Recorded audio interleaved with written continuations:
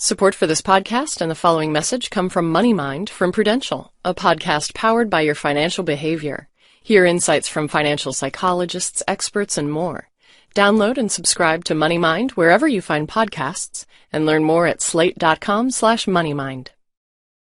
Are you gift shopping for a public radio fan who already has 25 Nina totem bags? Check out the NPR shop. There are t-shirts, mugs, stuffed animals, and lots of other stuff from your favorite shows for the people that you love. There's even Car Talk merchandise for the people that you're not so crazy about. Check it out at shop.npr.org.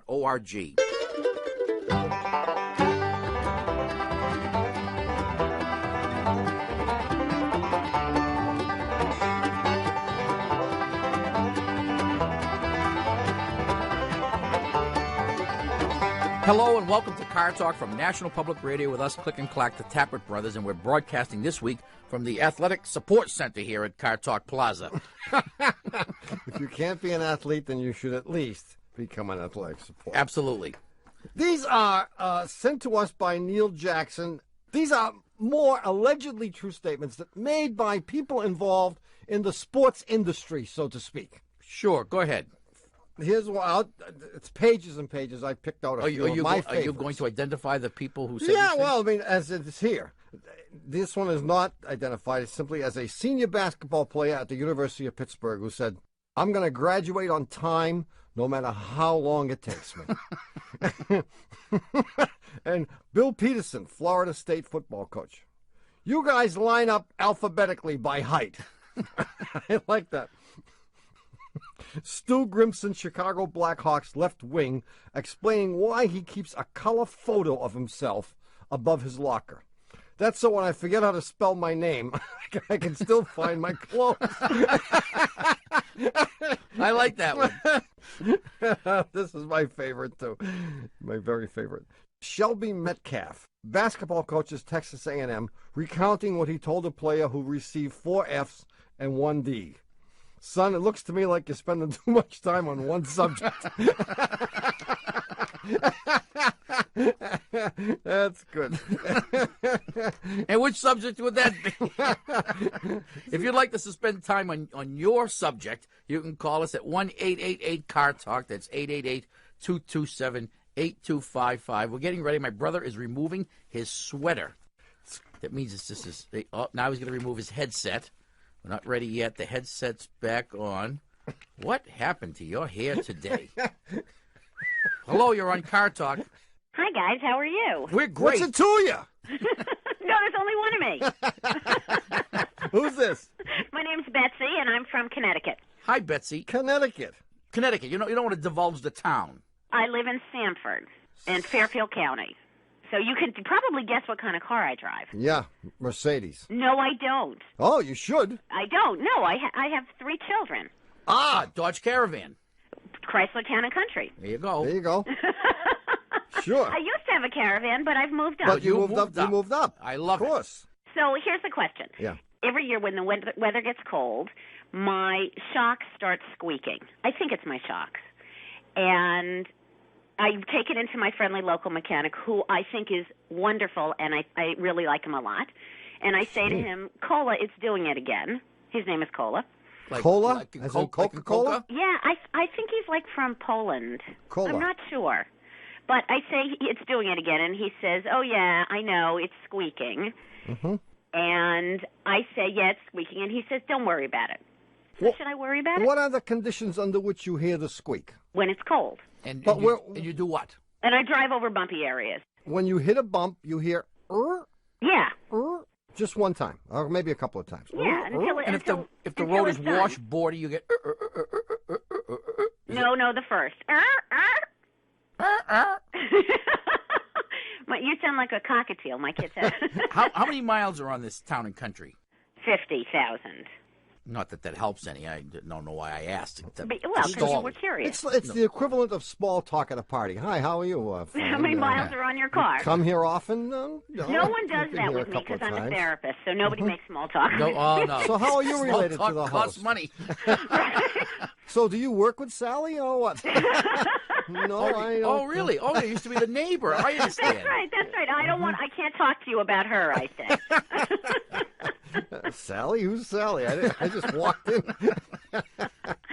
Well, So talk to me about my car. well, I think you may have noisy bushings, noisy suspension bushings, control arm bushings and the like. Mm-hmm. It should be easy enough for him to reproduce this by bouncing on the bumper. Right. So he can do that in the shop. Mm-hmm. And it sounds like it's coming from the front, I assume. No, it doesn't sound like it's coming from the front. Oh, We wasted Betsy, an hour. Come on. Where's it coming it's from? only coming from the back. It's only coming from the back. Scratch just about everything we said. Yeah, you don't have Let's any. start over. My name's Betsy. Hi, Betsy. Betsy. Where are you from? I bet from you have a Connecticut, Chrysler Town and Stamford. Country. How long have you 96 known Sally? Do you work with her? You work with Sally? No, I don't even know who she is. Jeez, all right. It All comes right, so from let's the start over, guys. back. It's only coming from the back, I think. Well, there are bushings in the back, however. There are suspension bushings, and it could be those that are making noise. So he's going to have to figure it out by pushing on the rear bumper then.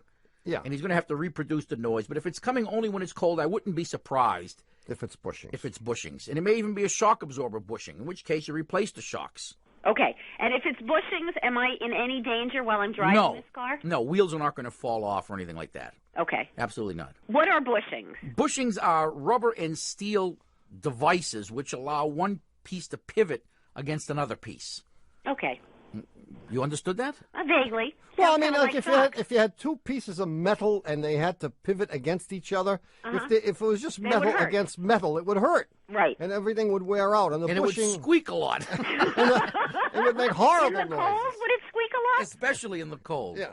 Okay. But the bushing is the thing that's between those two pieces of Yeah, the metal. bushing is the buffer, so to Okay. speak, and it also allows movement. And Okay. when it gets rusted or when it gets worn out, it can make a squeaking noise. Okay. That Okay. makes sense. All right. Thanks, guys. See you, Good luck, Betsy. Say hello to Pepsi for us. See you later. Have fun, guys. Bye-bye. Bye. 1-888-CAR-TALK. That's 888-227-8255. Hello, you're on Car Talk. This is Elliot Hill calling from Milwaukee, Wisconsin. Hi, Elliot. Milwaukee. Elliot, it has come to my attention that there are at least 4 different ways to spell Elliot, and maybe more. Well, I spelled mine with 2 L's and that's it. And what? And an I and an O and a T and an E. Well, T.S. I mean T.S. spelled his 1 L. with Same 1 way, L and same 1 way. T. Well, I know that, but I chose 2 Elliot L's. Thompson has 2 L's and 2 T's. How do you spell it, Elliot? 2 L's and 2 T's, Really? and an I and an O and an E. Okay. Excellent. Yeah. So, I have a problem. I have an 88 Thunderbird Turbo Coupe 2.3 EFI, and it has some sort, once it heats up, it has some sort of like a pulsation, whether it be forward lateral or backwards lateral, whatever. It's a pulsation. Even before you move, you're sitting there in the car. Well, I'm sitting in the car, but I notice that it's more prevalent when I'm driving the vehicle. So when you start it up, Sounds about right. what do you actually feel? You feel When the car's sitting, it does kind of lope a little bit. I Yeah. mean, from 1,000 to 1,100 RPM, Yeah. and then sometimes it even drops down from 1,000 to 800, and then Yeah. back up to 1,000. So you feel a very slight, like someone's giving you a little kick in the rear end. Yeah, kind of like bucking transmission or Yeah, something. yeah, yeah. Ah, It's called okay. trailer hitching. Uh-huh. Isn't that a good description of it? it's Yes. perfect. Yes. Yeah. It's sort of like the trailer is dragging you back. Exactly. It has that feel. Yeah. Yeah, we've been trying to figure this out for so long. So many people have this problem. Well, yes. And if we could solve your problem, we would help millions. We could help about 135 million Americans. That's right. There are a lot of things that could be caused by Yeah, one that's of the one of problem. which is a vacuum leak. Ah, yes. It happens also to be the only thing that I know of. I know you got 5 other things. Are you kidding me? I got vacuum leak. and that's it. I should have left. I should have let you have that. No, I don't want it. That's fine. Your house must be pretty dusty with all those vacuum leaks. Yeah. Well, it could also be a lazy or a sticky exhaust gas recirculation valve. EGR valve. Yeah, or a leaky one. Or a leaky one. Yeah, that could be also be the source of your vacuum leak, but it could also be the source of too much exhaust getting into the stream of fresh combustibles. Could it possibly have anything to do with the oxygen sensor? Sure, it could, but it's unlikely. I mean, Unlikely. Unlikely. I mean, Well, you does this you can happen? experiment with it. You can unplug the oxygen sensor Okay. just for a brief test period. Not permanently. Okay. Well, you can try unhooking the EGR too. Remove the vacuum source from it. If it has an electrical connector, pull that off too. Pull that In off. fact, pull everything off. Disconnect everything. Yeah. I But like do the one advice. thing at a time, otherwise you won't know what fixed it. But unplug the EGR or try the oxygen sensor first. I don't think that's going to do it. The next thing would be the EGR. That may Okay. do it. So unplug the EGR and then take it for a spin? Yeah. And I should notice something? Oh, you should notice an immediate It difference. should be all gone. And if that doesn't do it, don't call back because we don't have any other ideas. I hear that one. Good luck, Elliot. Thank you very much. Pleasure talking to you. Take care. Thanks for calling, man. Bye. Bye. 1-888-227-8255. Hello, you're on Car Talk. This is Kate from New Paltz, Hi, Kate. New York. I knew where New Paltz was. My brother, being a bore and a Yahoo, New Poles? had no idea where New I Paltz, had no idea. New York was. Anyway, Kate, what's up? Well, I am a garage lift person, Yeah. and I'm having a lot of trouble with my car locks freezing up. Uh-huh. And the scenario ranges from merely annoying to dangerous. Sure. You want to hear? Yeah. Sure, give us all I the have gory an details. inkling about what you're going to say, but let's hear it from you. I can see it coming. The annoying sequence is that I managed to get the car lock unfrozen with this lock de-icer stuff. Yeah. I get in, and then the door won't latch. Mm-hmm. So I stick the seat belt through the door handle and latch myself in with it. Well, the heavier the winter coat I have on, The more difficult the this more becomes. difficult this is. Yeah. Well, the next is that neither of the front doors will open, so the hatch almost always opens. So Right, I so you have open to the crawl hatch. in that way. Yeah. Well, I have all this stuff in the rear, so that's not so easy. Well, the neighbors must love this. So you take everything out, you crawl in through the hatch, you leave that stuff on the sidewalk. But then, meanwhile, I can't get out in an emergency. No. So this becomes more dangerous. What kind of Japanese car is this? You know, it's a Nissan Sentra, 1984. Yeah. I don't Okay. know if the year matters. No, the year doesn't The other matter. scenario is that when I get in through a back door, then the back door flapped open because it didn't latch. Oh, this is And terrible. so I locked it to keep it closed, only then to discover that I had locked myself in when that didn't unlock again. Right, you were forced to then roll a window down and climb out a window. What a Just about. pain. Holy So cow. it's really annoying. And I've tried graphite. Yeah. Are we sure that it's the locks themselves that are frozen and not the doors completely? I mean, Oh, no, the doors. Can you get the key into the lock? I can get the key into the lock, yes. Yeah, what's Does it freezing? turn? It will only turn just a little bit, and so I know that it's in the right It is- channel, you know. Okay, so it is in the lock. Sometimes the frame of the door freezes if you have sleet. Yeah, So we that- know that. So even if the door is unlocked, it still doesn't open. But it sounds like it is the locks. And then the latch, and I don't know anything about the mechanism inside. This is happening because water is staying in the doors somehow. Yeah. And the locks are freezing, and as a result of that, because that moisture that's trapped in the doors is somehow evaporating, condensing on the lock mechanisms, freezing, and then preventing the mechanisms from operating. If you drive the car enough or slam the doors enough, if you were to get out of the car and really slam the door like 50 or 60 times in a row, I'd use like a 15-pound sledgehammer, which you're probably on the verge of doing anyway. you would probably get the thing unfrozen just from all the energy that you're imparting to this mechanism by slamming the door. Yeah, I mean, this is not a generic problem of 84 Sentras to my knowledge. No, this is a problem with New Paltz, New York. Yeah. Yeah, the climatic conditions. Yeah. It might be a problem with the fact that the weep holes in your doors are plugged up. The what? Weep holes, moisture that enters the door through the where the window is, has to exit the door, otherwise it stays trapped in there. And that's down at the bottom, That's yeah? at the bottom. Yeah. They may be plugged Well, up I think I've got more than one. or rusted through. I mean, yeah, it is beginning to rust, particularly on the driver's side. Well, that may be part of the problem too. Well, here's Getting moisture up. Here's an interim solution before you go ahead and replace the doors.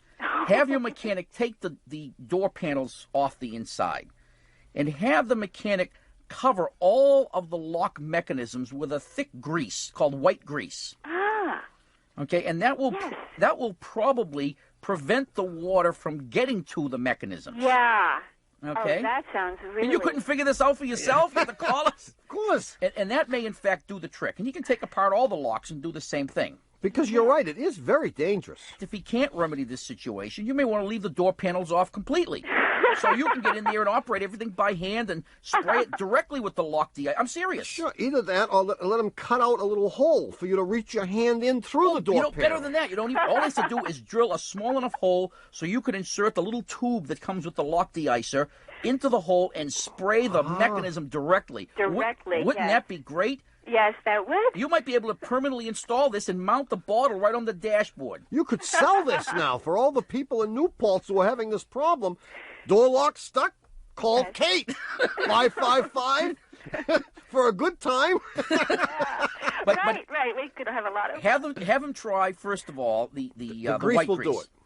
If he coats all that mechanism liberally with grease, I bet on a good dry day, I would think. On a good dry day. My impression is just the humidity in the air brings this about. I don't even have to take it to the car wash or something. It may be due to the porosity of your doors. That may have something to do with it. But the white grease, I bet, will fix it.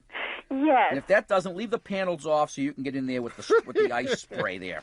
Good luck, Kate. Hey, Happy that winter. Sounds great. Thanks. Thank you very much. All righty. Yeah. See Bye-bye. you later. Now, I know you don't remember last week's puzzle, so again, we're going to play the word association game.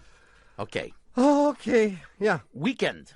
Weekends are made for Michelob. Now, I was looking for Gardner. Okay. The Great. Houdini.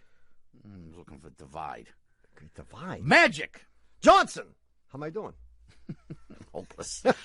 It's a Martin Gardner-inspired number-dividing puzzler.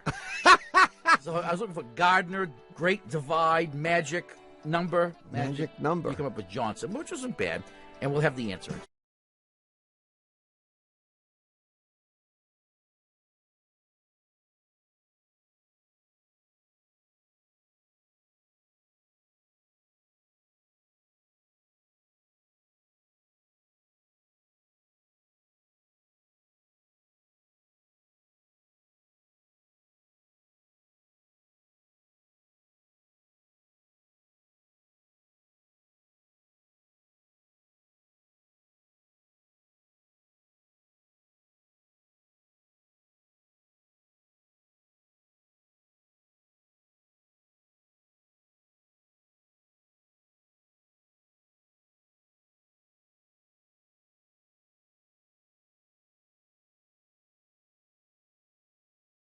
No, Martha Stewart gets a sudden brainstorm to create a new feature called Bad Things. Whenever she hears us say it, this is NPR.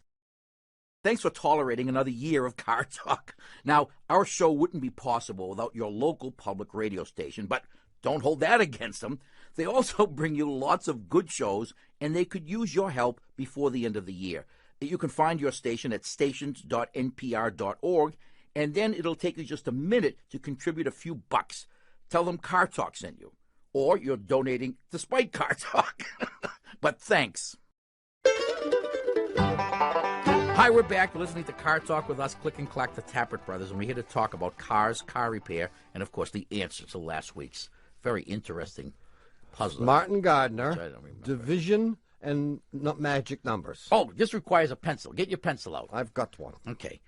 I think last week I asked you to pick out a 3-digit number. Oh, I remember this.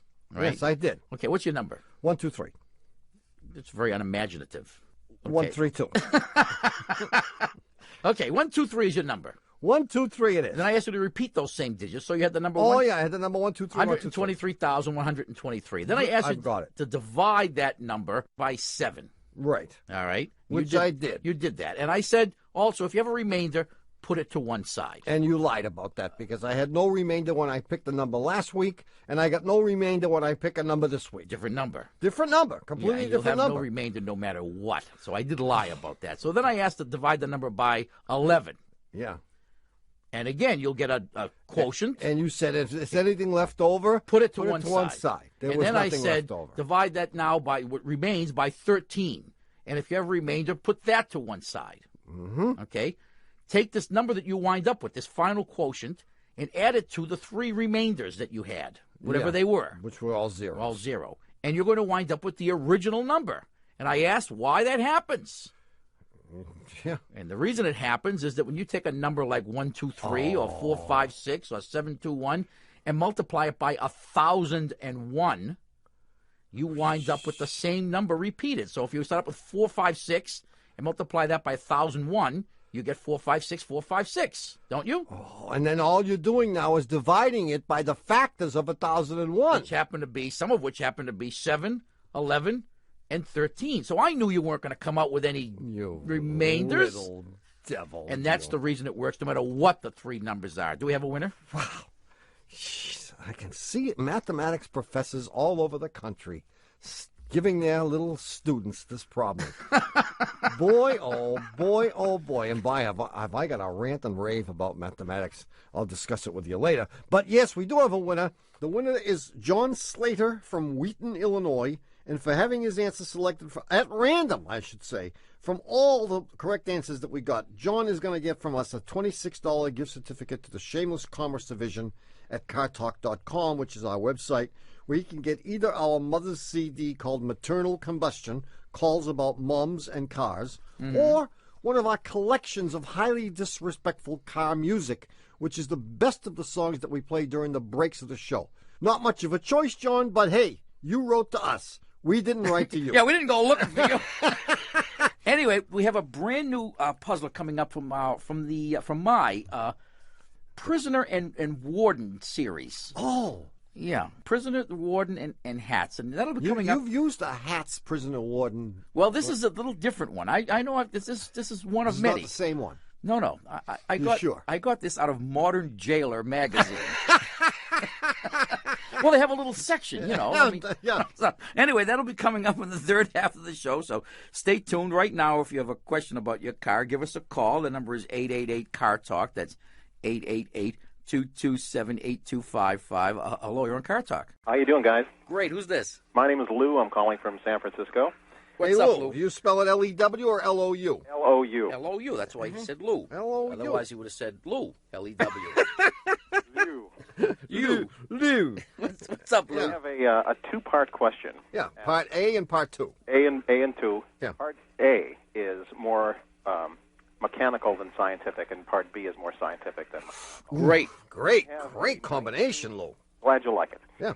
I have a 1988 Mazda RX-7, and I listen to your show virtually every week, and I very rarely hear people call in and have problems with their RX-7. Well, there's an explanation for that. Is that part of your question? That's the first question. Okay, go give the second question, and then I'll give them in reverse order of importance. Okay. Part 2. Part 2 is I live in an apartment building, so I do not have covered parking in San Francisco, and there's a long side street that I park on.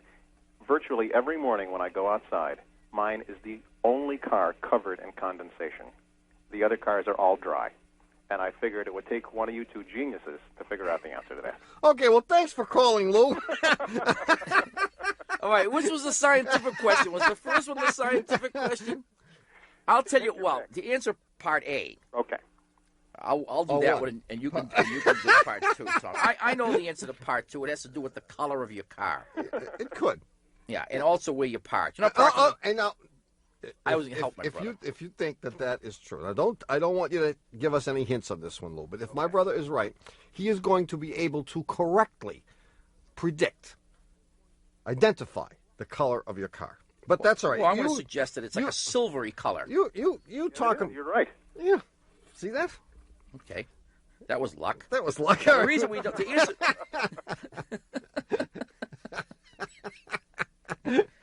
The reason we don't have many calls about RX-7s is we don't know that many answers. So when we do get calls, we just hang up on those people. How you manage to sneak through, we don't know. No, because first of all, there aren't very many RX-7s around. True. And they're virtually trouble-free. Yeah, so you put those two things together, and there aren't very many people calling anybody with questions about RX-7s. I mean, there must be 15, 20 call-in shows for cars, and they might have gotten one of the other 19 guys. Anyway, to go back to question 2. Okay. Yeah. Explain to go forward to question 2. Well, I think what happens is that you're probably parked in a spot where the sun isn't getting it. True. Right? But the sun isn't getting to any of the cars on that section of the street, right, Lou? Also true. Also true. So now we have a whole string of cars. First of all, wrong. The sun is getting to all of them, but very little sun is getting to all of them. If it weren't getting to all of them, they'd be where? In the dark. Correct. So obviously some sunlight is getting. To some extent. To some extent, sunlight is getting to So them. I've got, let's say we got a string of cars, a red one, a yellow one, Lou's silver RX-7, and a black one. And let's throw in a white one, right? There's no white one there. There are no white ones on the street. That's correct. There are no white. There are no white If ones. there was a and white most of one- the others are dark in color. If there was a white one, it would be as moisture laden as yours. That's my guess. Okay. So check all the cars around you. If they are not all earth tones, this answer is wrong. But don't call us back. See you later, Because Lou. we're looking good already. See you later. That was very good. Silver. Never underestimate the power of luck. Of luck. 1-888-CAR-TALK. That's 888-227-8255. Hello, you're on Car Talk. Hi, Hi, who's this? it's Lita of Lincoln. Lita. Yeah. Yo, hello, Lita. Well, listen, I got my 1975 Monte Carlo, don't you see? Yeah. Which looks like the wreck of the Hesperus. Yeah. Which Let me tell you what's wrong with it. The entire right fender has disappeared. Is that right? There's a swallow that built a nest. Exactly right. Absolutely. Little straw. Is Yeah, a little straw. The actual bird, but I've seen the nest. Yeah. You know, the birds are in Capistrano. I mean, why? That's why they're not there. Why is a lovely lady named Lita from Lincoln driving such a heap as a 75 Monte Carlo? Come on. Well, there's a limerick in here somewhere. First of all, your neighbors are going to detest you. They already do. They keep saying to me, why are you still driving that old wreck? It's a statement, Lito. We know that. Okay. So Well, you're making a statement. But what's All your right. question? My statement is because it still runs. And That's that a never good- seems to satisfy That's a them. pretty good answer. So, I took the occasion to write an ode on an old car. Can I share it with you? By all course. means. My brother, I'm sure, will commit this to I memory. love odes. Okay. Ode on an Old Car by Lita of Lincoln. This poem is dedicated to the people of GM, who in 75 created an auto way back when cars were made of iron and steel. Even in an accident, I did not feel the impact of a crash that might be gory. 'Tis the tale of my Monte Carlo in all of its glory. For 17 years, Monte sat out in the sun. No garage for cover, yet she always would run. Even during the freezing winters of Nebraska, she started as if she were built for Alaska. Oh, good. The car was sideswiped by a driver who was drunk. The Monte Carlo emblem was stolen by some punk. She was rear and front-ended by fools driving a truck. But her weight and design saved me. Such good luck to be driving a car that was built like a tank. It's the GM engineering I would like to thank. When a truck hit Monte, it made my teeth rattle. Impact broke the front seat. Now I ride side saddle. But rust and old age has made Monte look bad. To see Monte deteriorate makes me so sad. Car dealers offer me only $50 in cash. To trade on a new car seems quite rash. The new cars are made out of plastic and tin. Getting rid of Monte would surely be a sin. All of the new cars are priced out of sight. My house costs less. Now that doesn't seem right. So, alas and alack, what's a person to do when they don't build them like they used to? My yuppie son, in his BMW, by the way, denies we're related, except on a below-zero day when I start his car with my jumper cable. Monte to the rescue when his car's disabled. I'll cherish my Monte Carlo, my friends all say, till like the one-horse shay, she disintegrates one day. So to all you people who drive the new cars of today, you ought to see a real car, my 75 Chevrolet. Whoa, Lita. That was beautiful. Good. Gee, what do you do otherwise? Even when you- even I. When you're not sitting around just listening to us and writing crazy poetry. I'm washing my car. But, you know, Well, it must take you about 5 minutes now that it's all rusted away. the truth is that those Monte Carlos really did run forever. Well, and they're still doing it. They still are. It's true. And I think you should keep driving it. The hell with your neighbors. If they want to be snobs and drive those expensive Mercedes, you're much better off. Thank you very much. Thanks for your poem, I Lita. appreciate your support. Bye-bye. Thanks. Okay, bye-bye. 1-888-CAR-TALK or 1-888-227-8255. Hello, you're on Car Talk. Hi, this is Matt Pierce from Battle Creek, Michigan. Hi, Matt. How are you? I'm great. How are you? Man, How's the cornflake business? I've been meaning to talk this. When I was 6 years old, I sent 10 box tops to Battle Creek, Michigan for a frog man. And did you get it? No, I never got it. Now, seeing you live there, can you investigate this for me? Well, the company that you are probably talking about is one that I work for. Yeah, let's discuss that. In fact, it was Kellogg. Well, as a matter of fact, it was. Yeah. Yeah, Sure. I never got that frog man. That has scarred me, man. Frogman, huh? Yeah, it's a frog man that you put baking soda in. Oh, yeah, and you didn't get it? And you never got it. All right, No. I have to fess up. It came and I took it. I knew it. Tough. That's why you were out all those days. So well. What's up, Matt? Well, I have a question, a kind of a powder puff mechanic question. Yeah. Okay. It's my fiance has an '86 Buick Skyhawk. It's a 5-speed. And a couple weeks ago, she was coming home from her mother's, and on the highway, it started bucking and backfiring and threatening to give up the ghost at all 5 speeds. And once it reached about 65, it began slowing down, and she couldn't get it up over 35 and decided to pull off at that moment. And what I was wondering is, when we finally had a mechanic take a look at it, he said that he thought it was maybe something in the plugs or even in the cap. And I was wondering if maybe you had an idea about whether this sounds right or whether there might be something else to look at. It never did it again after this? No, well, we haven't really had a chance to find out. We had it towed back. Well, so you It but wouldn't start. No, it wouldn't. it still doesn't start? No. Oh, so you've been waiting all these months to talk to us so you could... Actually, for about the last 3 weeks, right. Well, that's very patient. I wish we could be of more help, but... Oh, we will be. We Yeah. will be. We have to draw on all our resources because Matt's been waiting all this time, and he might be able to get you the frogman. You're my last... Where's your last hope? Matt, if you can get me the frog man... We'll come out I'll and fix the car ourselves. Get him off my case with this frogman, will you? No, I suspect what happened is some component in the electrical system gave up the ghost, in the ignition system specifically. In the ignition? Yeah, your coil probably conked out. And that's why it began to run poorly when the engine was warmed up.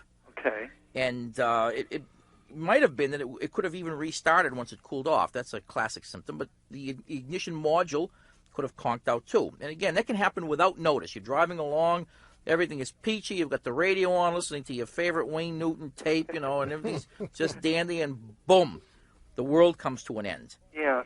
Well, another suggestion by a friend, so-called, was something that he said that the sending unit may also have been wrong. Would that be the same thing? Which sending unit? Sending what? Yeah. Like a mailman? As I said, this is a powder puff mechanic. Well, that you ran out of gas, you mean? Well, he said something about the with the oil pressure, it would not read the correct oil pressure to feed, and that would be causing the bucking and the backfiring. No, lack of oil pressure would cause the engine to melt. So if it didn't Right. melt, And it would do that without telling you in advance. It would just melt. when you tried to restart it, it in fact cranked. You were able to turn the key, and the engine cranked over. Yeah. Okay, but it didn't start. No. Right. So the oil sending unit has got nothing to Yeah, do with it. I mean, there may be a problem with that, but if there were, you would have ruined the engine in all likelihood. My guess is, you know what size engine this thing is? No. 86 Skyhawk. They may have an overhead cam engine, and it may have broken the timing belt. Well, it's got the fuel injection on it. Yeah, that's okay. You can have that too. You could have broken that too. But if the timing belt broke, then the valves wouldn't open and close, and the engine would stop running. And it could have been that the timing belt began to jump. As it began to fail, it began to jump so that the valve timing is off, and that would cause the thing to run very poorly, lose power, and then finally when it jumped so much, or in fact it actually broke, the thing would stop running entirely. Did it backfire at all before it died? Yeah. Oh, yeah. It was bucking and backfiring something. That's probably what happened. Give him a Rolaids, will you? You all right? The timing belt probably broke. That's it. If it isn't that, it's the module. If it isn't that, it's the coil. Don't let them sell you all three, because not all three of them went. Oh, okay. And if it is the timing belt, that frogman could go to Car Talk Tower. They must have some of these hanging around, right, Matt? We'll check out that. I will be forever in your debt. Hey, Matt, good luck. Thank you, sir. Anchors away. And Matt, sell that car first chance you get. Bye-bye. Bye-bye. All right, look, it's time for us to take a short break and get ready for the brand new puzzler. Do you hear that? Yeah, what? Are those carolers I hear outside the window? I love this time of year. Look, I hate to break it to you, Frank, but those aren't carolers. Those are just our regular hecklers. I could have sworn I heard Christmas music. Well, they were saying, "Hark the bogus puzzler sings." We'll be back with the new puzzler in just a minute.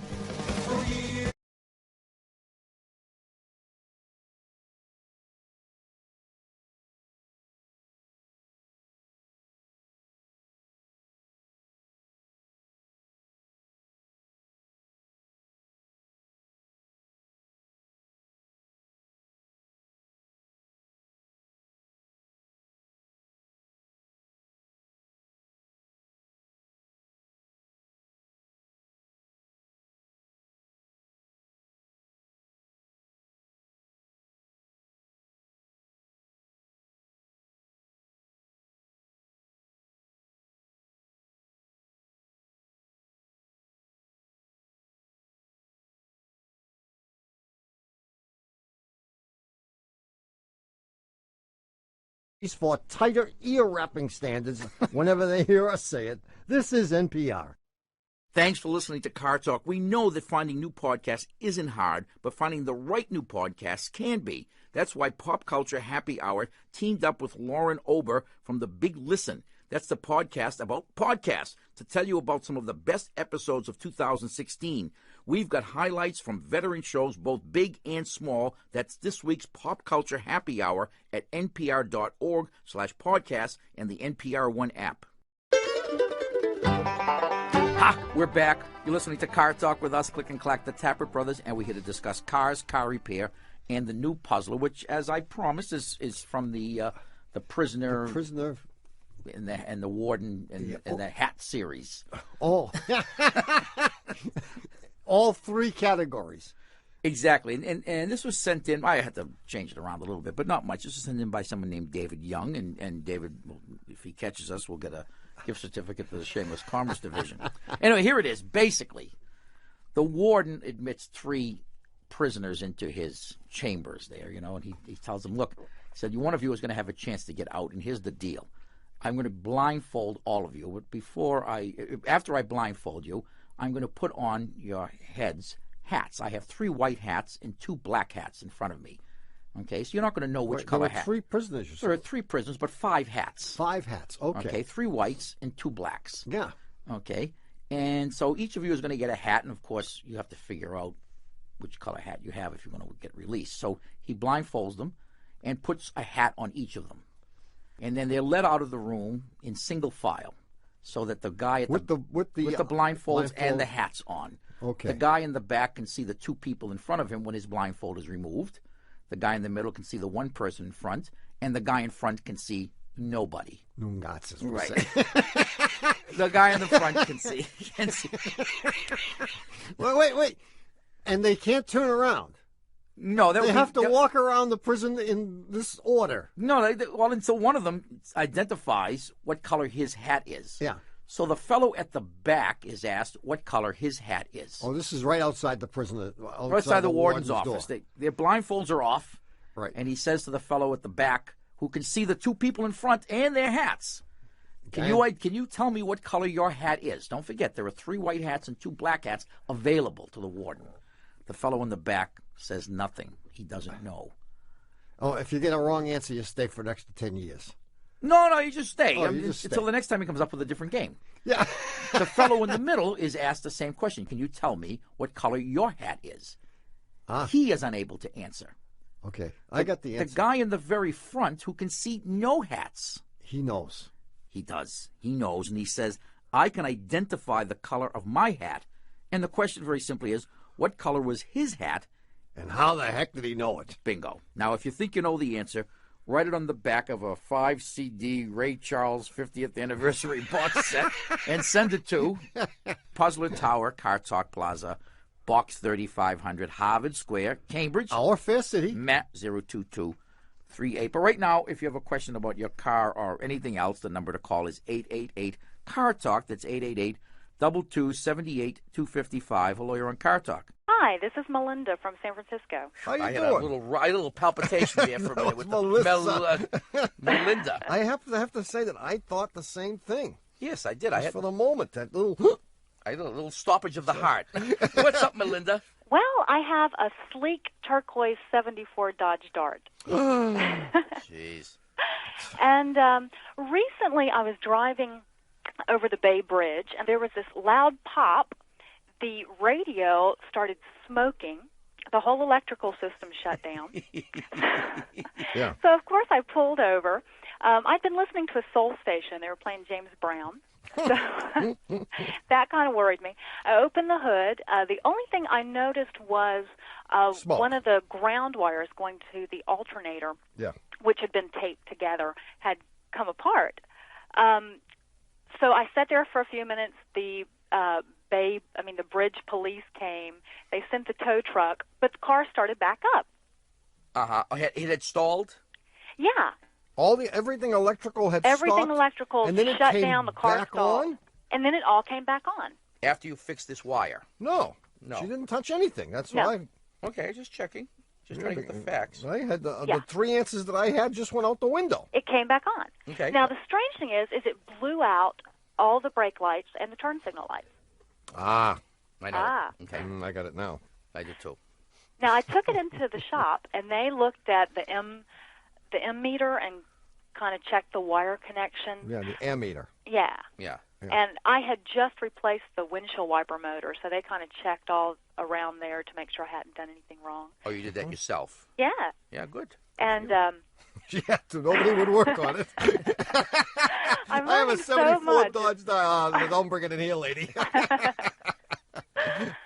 But the thing is now the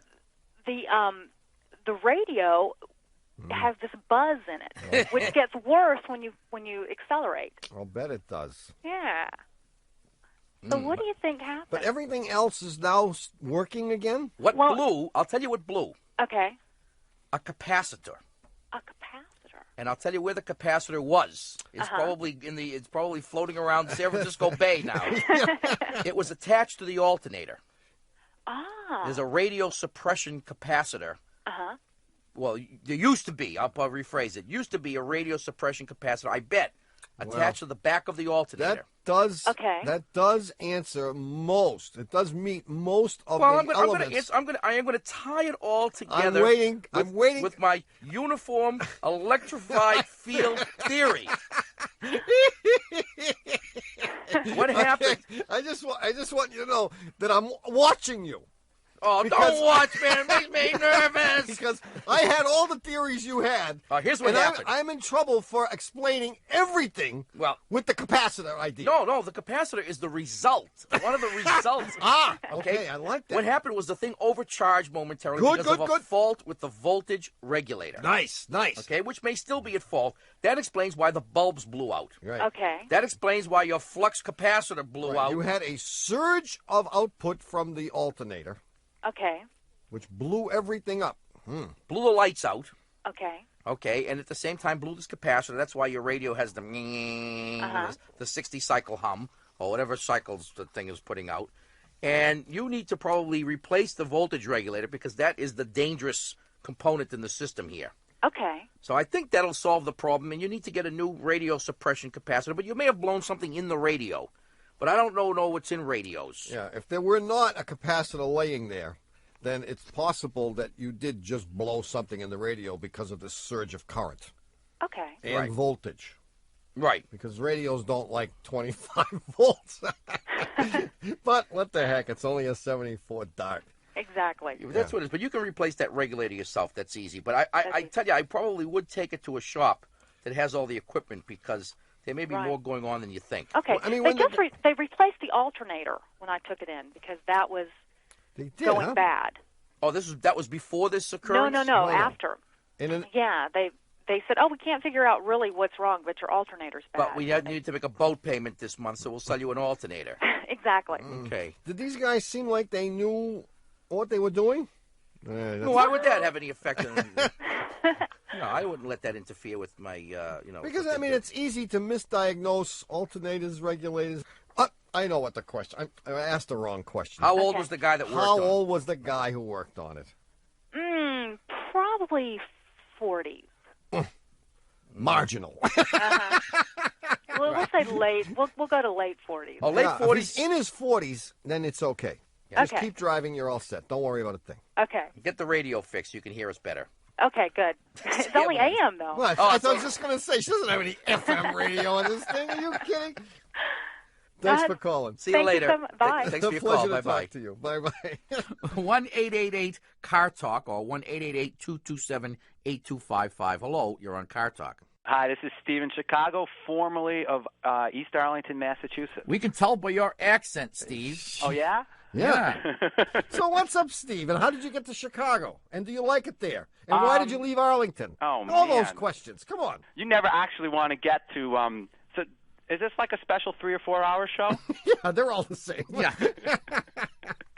I got to Chicago for a career and a girl. I lost the girl, and I've given up on the career. So I'll come home now.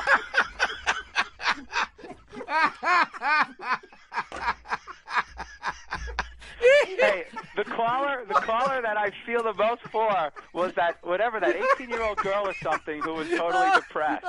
What, you want us to give her your number? You made me spit my coffee all over the table.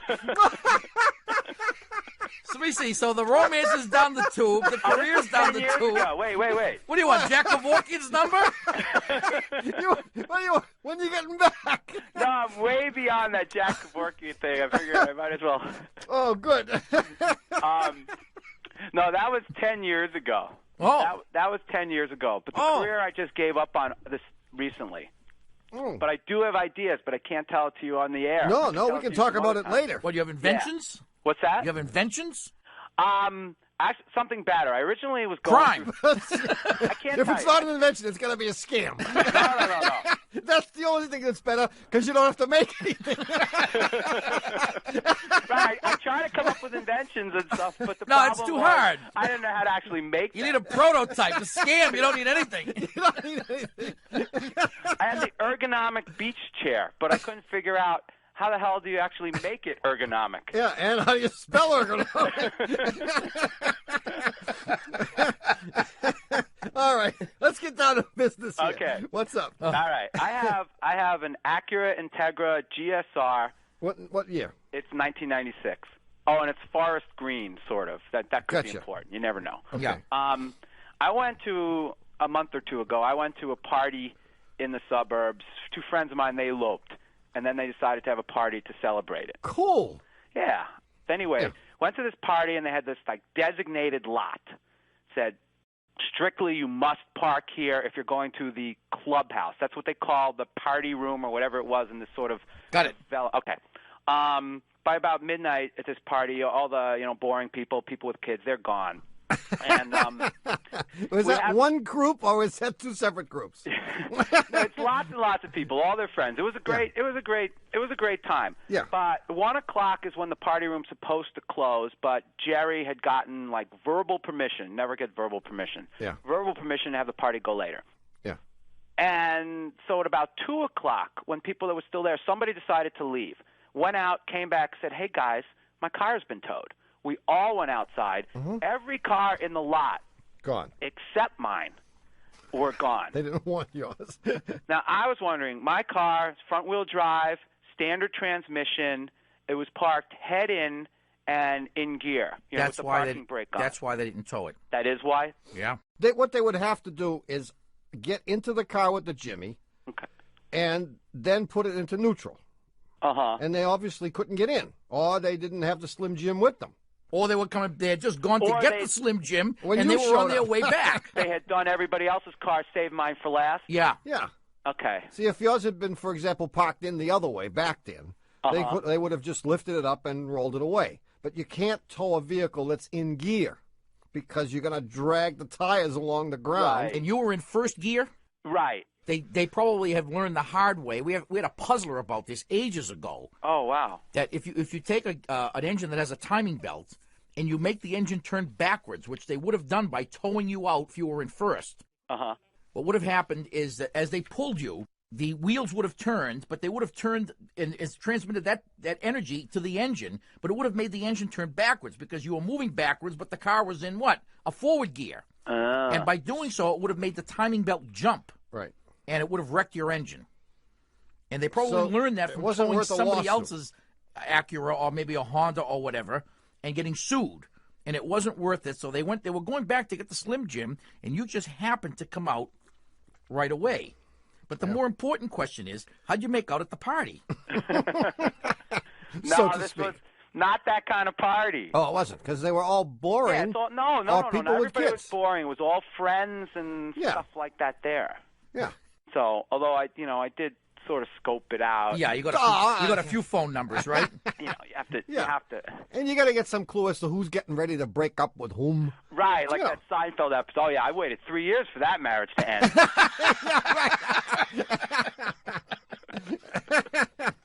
Well, Steve, we'll be looking forward to seeing you back here in the Boston area. Okay. All the reasons you went there are now... They're gone. They're defunct. Hey. But how is Chicago in general? In general, Chicago's a great place. And when I was doing my best, I came here to be an options trader.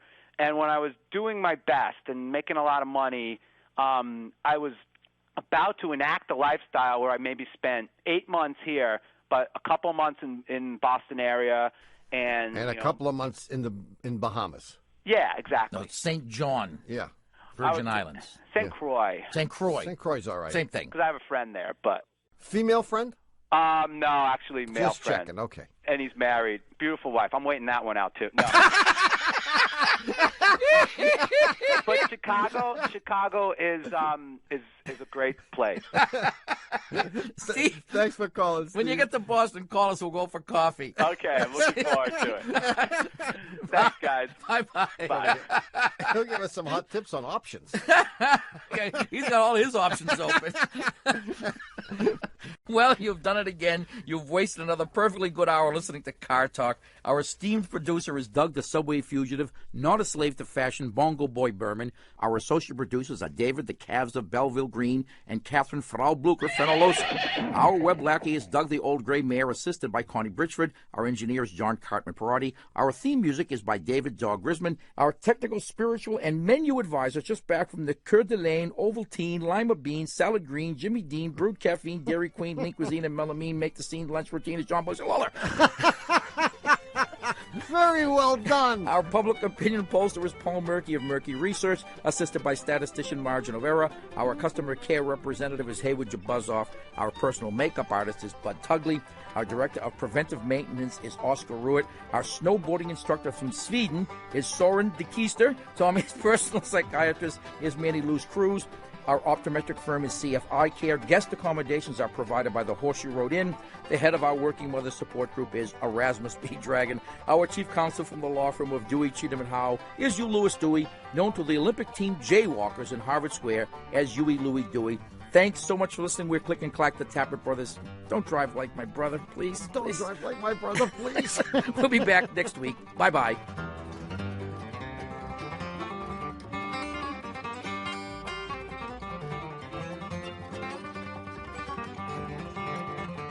You can get a podcast of this show, which is number 1652, subscribe to our weekly podcast, and check out our taste-efficient clothing and best-of collections all over at cartalk.com. Also this week at cartalk.com, we tell you how to get in one more tax deduction before the end of the year. You're not still trying to claim our producers as dependents, are you? No. I write them off as gambling losses. I'm talking about donating a car. Oh, yeah. By donating your car to this station instead of trading it in, you can help support your favorite public radio programs, nail down a deduction for next April, and stop my brother from snooping around your driveway at night. I was just looking. To find out how to donate your car, check out the Car Talk Vehicle Donation Program. You can always get there from our website, cartalk.com, and thanks.